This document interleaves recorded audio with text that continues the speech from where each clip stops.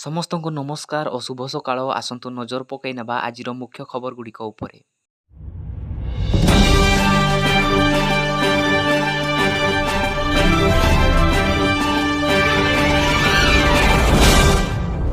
ସତ୍ର ପରେ ଆବେଦନ କଲେ କେବେ ମିଳିବ ସୁଭଦ୍ରା ଟଙ୍କା? ସୁଭଦ୍ରା ଯୋଜନାକୁ ନେଇ ଏବେ ସାରା ରାଜ୍ୟରେ ଚର୍ଚ୍ଚା। ଆସନ୍ତାକାଲି ଅର୍ଥାତ୍ ସେପ୍ଟେମ୍ବର 17 ତାରିଖରୁ ଆରମ୍ଭ ହେବାକୁ ଯାଉଛି ସୁଭଦ୍ରା ଯୋଜନା।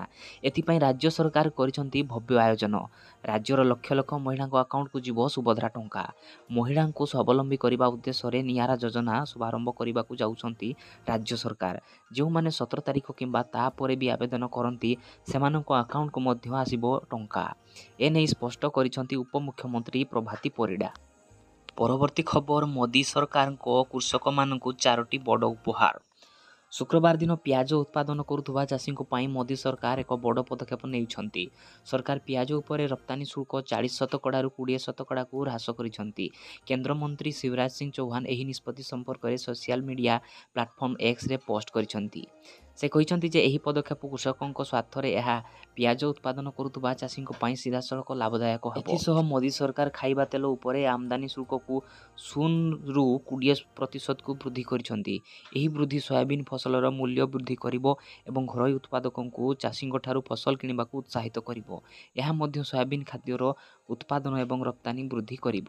ବାସମତୀ ଚାଉଳ ଉପରେ ସରକାର ସର୍ବନିମ୍ନ ରପ୍ତାନି ଶୁଳ୍କ ହଟାଇ ଦେଇଛନ୍ତି, ଯାହା ବାସମତୀ ଉତ୍ପାଦନ କରୁଥିବା ଚାଷୀଙ୍କୁ ସେମାନଙ୍କ ଉତ୍ପାଦର ଭଲ ମୂଲ୍ୟ ପାଇବାକୁ ସକ୍ଷମ କରିବ ଏବଂ ରପ୍ତାନି ବୃଦ୍ଧି ପାଇବ। ପରବର୍ତ୍ତୀ ଖବର, ସୁଭଦ୍ରା ପାଇଁ ଆସୁଛି ଫୋନ୍ କଟି ଯାଉଛି ଟଙ୍କା। ସୁଭଦ୍ରା ଯୋଜନାରେ ସାଇବର ଠକେଇ ମାମଲା ସାମ୍ନାକୁ ଆସିବା ପରେ ପ୍ରତିକ୍ରିୟା ରଖିଛନ୍ତି ଉପମୁଖ୍ୟମନ୍ତ୍ରୀ ପ୍ରଭାତୀ ପରିଡ଼ା।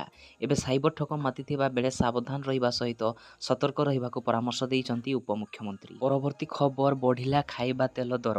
ଆମଦାନୀ ଶୁଳ୍କ ବୃଦ୍ଧିର ପ୍ରଭାବ ସାଧାରଣ ଖାଉଟିଙ୍କ ଉପରେ ସିଧାସଳଖ ପଡ଼ିଛି। ଶୁଳ୍କ ବୃଦ୍ଧି ଫଳରେ ଭୁବନେଶ୍ୱରରେ ଖୁଚୁରା ବଜାରରେ ବିଭିନ୍ନ ପ୍ରକାରର ଖାଇବା ତେଲ ଦରରେ 20 ଟଙ୍କା ବୃଦ୍ଧି ଘଟିଛି। ଦିନକ ତଳେ ସୋରିଷ ତେଲ ଦର ଲିଟର ପିଛା 140 ଟଙ୍କା ଥିବା ବେଳେ ଆଜି ଏହା 160 ଟଙ୍କାରେ ବିକ୍ରି ହେଉଛି। ସେହିଭଳି ବିଭିନ୍ନ ପ୍ରକାର ରିଫାଇନ୍ ତେଲ ପୂର୍ବରୁ ଲିଟର ପିଛା 108 ଟଙ୍କାରେ ବିକ୍ରି ହେଉଥିବା ବେଳେ ଆଜି ବିଭିନ୍ନ ସ୍ଥାନରେ 120ରୁ 130 ଟଙ୍କା ଭଳି ଉଚ୍ଚ ଦାମରେ ବିକ୍ରି ହେଉଛି। ପରବର୍ତ୍ତୀ ଖବର, ବିଏସ୍ଏନ୍ଏଲ୍ କେବେ ଯୋଗାଇବ 5G ସେବା? ଖୁବ୍ ଶୀଘ୍ର ବିଏସ୍ଏନ୍ଏଲ୍ର 4G ଏବଂ 5G ନେଟୱାର୍କ ସେବା ପାଇପାରିବେ ଗ୍ରାହକ, କିନ୍ତୁ କେବେଠାରୁ ଏହି ସେବା ଉପଲବ୍ଧ ହେବ ଏହାର ଉତ୍ତର ରଖିଛନ୍ତି କେନ୍ଦ୍ର ସଞ୍ଚାର ମନ୍ତ୍ରୀ ଜ୍ୟୋତିରଞ୍ଜନ ସିନ୍ଧିଆ।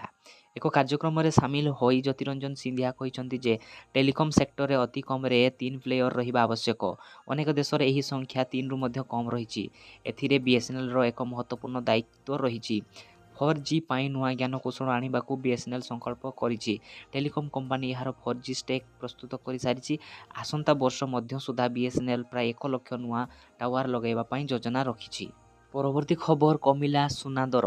ସପ୍ତାହର ପ୍ରଥମ ସପ୍ତାହ ଦିନ ସୁନା ମୂଲ୍ୟରେ ସାମାନ୍ୟ ହ୍ରାସ ଘଟିଛି। 16 ସେପ୍ଟେମ୍ବର 2024ରେ ସୁନା ମୂଲ୍ୟ 100 ଟଙ୍କା ଶସ୍ତା ହୋଇଛି। 24 କ୍ୟାରେଟ୍ ସୁନା 10 ଗ୍ରାମ ପିଛା ପ୍ରାୟ 74,800 ଟଙ୍କାରେ କାରବାର କରୁଛି। ରୂପା ରେଟ୍ 91,900 ଟଙ୍କାରେ କାରବାର କରୁଛି। ପରବର୍ତ୍ତୀ ଖବର, ଜନଗଣନା ପାଇଁ ପ୍ରସ୍ତୁତି ଆରମ୍ଭ। ଭାରତରେ 1981 ମସିହାରୁ ପ୍ରତି 10 ବର୍ଷରେ ଜନଗଣନା ଆରମ୍ଭ କରାଯାଉଛି। ଶେଷ ଥର ପାଇଁ 2011ରେ ଜନଗଣନା ହୋଇଥିଲା। ଏହି କ୍ରମରେ 2021ରେ ଜନଗଣନା ହେବା କଥା, କିନ୍ତୁ କରୋନା ମହାମାରୀ ଯୋଗୁଁ ସେ ବର୍ଷ ଜନଗଣନା ହୋଇପାରିନଥିଲା। ଏବେ ମୋଦି ସରକାର ନିଜର ତୃତୀୟ କାର୍ଯ୍ୟକାଳରେ ଜନଗଣନା ପାଇଁ ପ୍ରସ୍ତୁତି ଆରମ୍ଭ କରିଦେଇଛନ୍ତି। ତେବେ ଜାତିଗତ ଜନଗଣନା ପାଇଁ ସମ୍ପର୍କରେ ସରକାର କୌଣସି ନିଷ୍ପତ୍ତି ନେଇନାହାନ୍ତି। ଏ ଜନଗଣନା ପାଇଁ ପ୍ରାୟ 12,000 କୋଟି ଟଙ୍କା ଖର୍ଚ୍ଚ ହେବାର ସମ୍ଭାବନା ରହିଛି। ପରବର୍ତ୍ତୀ ଖବର, ଦୁଇଟି ପଦବୀରେ ଚାକିରି କରୁଛନ୍ତି ଜଣେ ମହିଳା। ଅନୁଗୁଳ ଜିଲ୍ଲା କଣିହାଁ ବ୍ଲକ ବାଲିପଶି ପଞ୍ଚାୟତର ୱାର୍ଡ ମେମ୍ବର ତଥା ନାଏବ ସରପଞ୍ଚ ରୂପାଲି ପ୍ରଧାନ 2ଟି ପଦବୀରେ ଥିବାରୁ ଜନସାଧାରଣ ଓ ଗଣମାଧ୍ୟମରେ ଅନିୟମିତତାକୁ ନେଇ ଚର୍ଚ୍ଚା ହେଉଛି। ରୂପାଲି ପ୍ରଧାନ ଗତ ପଞ୍ଚାୟତ ନିର୍ବାଚନରେ ୱାର୍ଡ ମେମ୍ବର ଭାବେ ନିର୍ବାଚିତ ହୋଇ ବିଧିବଦ୍ଧ ଭାବେ ନାଏବ ସରପଞ୍ଚ ଅଛନ୍ତି। ଏଯାବତ୍ ମିଶନ ଶକ୍ତି ମହିଳା ସଶକ୍ତିକରଣ କାର୍ଯ୍ୟକୁ ନେଇ ସିଆର୍ପି ପଦରେ ମଧ୍ୟ ଅଛନ୍ତି।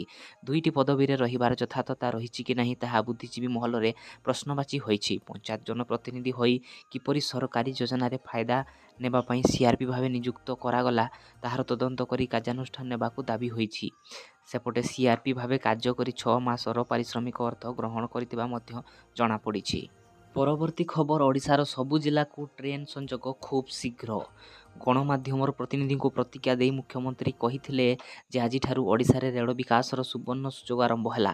ଓଡ଼ିଶାରେ ରେଳ ଭିତ୍ତିଭୂମିର ବିକାଶ ପାଇଁ ପ୍ରଧାନମନ୍ତ୍ରୀ ନରେନ୍ଦ୍ର ମୋଦି ଏବଂ ରେଳମନ୍ତ୍ରୀ ଅଶ୍ୱିନୀ ବୈଷ୍ଣବଙ୍କୁ ମୁଖ୍ୟମନ୍ତ୍ରୀ ଓଡ଼ିଶାବାସୀଙ୍କ ପକ୍ଷରୁ କୃତଜ୍ଞତା ଦେବା ସହ କହିଛନ୍ତି ଯେ ବର୍ତ୍ତମାନ ଓଡ଼ିଶାରେ ଗୋଟିଏ ଦୁଇଟି ଜିଲ୍ଲାକୁ ବାଦ୍ ଦେଇଦେଲେ ସମସ୍ତ ଜିଲ୍ଲାରେ ରେଳ ସଂଯୋଗ ଅଛି।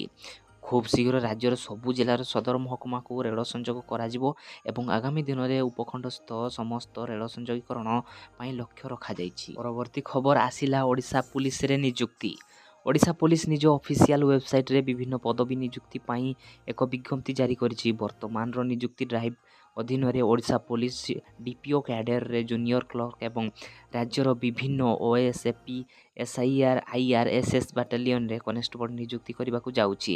ଏହି ନିଯୁକ୍ତି ଡ୍ରାଇଭ୍ ମାଧ୍ୟମରେ Odisha police ministerial staff selection board ମାଧ୍ୟମରେ ଡିପିଓ କ୍ୟାଡର 177 ଜୁନିୟର କ୍ଲର୍କ ଏବଂ ଷ୍ଟେଟ୍ ସିଲେକ୍ସନ ବୋର୍ଡ ମାଧ୍ୟମରେ ଓଡ଼ିଶା ପୁଲିସ 1360 ସିପାହୀ କନେଷ୍ଟବଳ ପଦବୀ ପୂରଣ କରିବାକୁ ଯାଉଛି। ତେବେ ଦର୍ଶକ ବନ୍ଧୁ ଆଜିର ଭିଡ଼ିଓଟି ଆପଣଙ୍କୁ କେମିତି ଲାଗିଲା କମେଣ୍ଟ ମାଧ୍ୟମରେ ଜଣାଇବେ। ଯଦି ଆପଣ ଭିଡ଼ିଓଟିକୁ ନୂଆ କରି ଦେଖୁଥାନ୍ତି ତେବେ ଚ୍ୟାନେଲଟିକୁ ସବସ୍କ୍ରାଇବ୍ କରିବା ସହିତ ଭିଡ଼ିଓଟିକୁ ଲାଇକ୍ ସେୟାର କରିବାକୁ ଜମାରୁ ଭୁଲିବେନି। ପୁଣି ଦେଖା ହେବ ନୂଆ ଖବର ସହିତ, ସେତେ ପର୍ଯ୍ୟନ୍ତ ଧନ୍ୟବାଦ।